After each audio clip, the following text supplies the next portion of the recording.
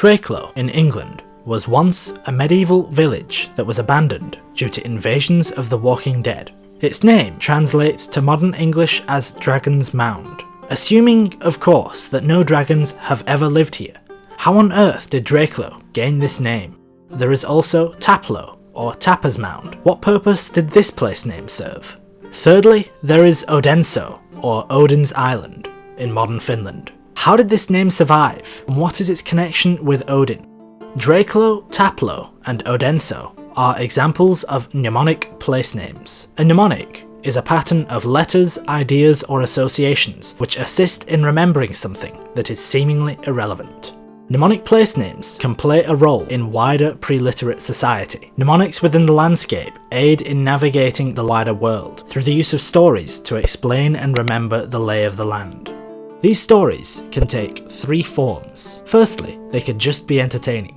Drakelow could be an example of this, but a better example is Grendel's Mere, which could be used to tell the story of Beowulf slaying Grendel. Secondly, the story could involve worship, like Odenso, which would tell people how and when Odin should be commemorated. When Vikings passed down the River Volga, long before people had settled in Finland, they would pass Odenso. In Gautrek's saga, we are told the story of Odin causing unfavourable headwinds, and to stop them, he demands that a slave be sacrificed. The people oblige, and the unfavourable headwinds stop.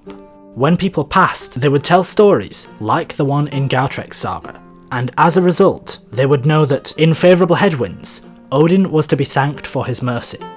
But in unfavourable headwinds, that island was the place where a slave should be executed. Thirdly, the story could be commemoration. Taplow commemorated Tapper, a local leader who had died. People would look at the mound and remember the brave hero Tapper, his actions as a leader and how he had led his people well. Drakelow, though, is the outlier. It is an example of an entertaining story that was once told, but of which no example survives. It could have been to praise Woden slaying a dragon, or it could have been, like Grendel's Mere, to tell the story of Beowulf. But the story has disappeared, leaving us only with Drakelow, the mound which was the home of a dragon.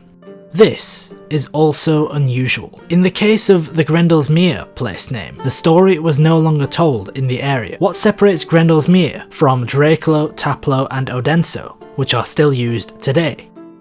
Writing. Writing changes the way that place names survive. If a story is no longer told, then usually a mnemonic place name disappears. But because these names were written down, they became separated from their mnemonic stories. With writing, and in the modern world, place names lose all relation to the landscape on which they are founded. But this is a topic for another time. Thanks for watching. Please let me know the kinds of videos that you'd like to see in the comments. Please like this video if you enjoyed it, and subscribe if you want to see more of my stuff.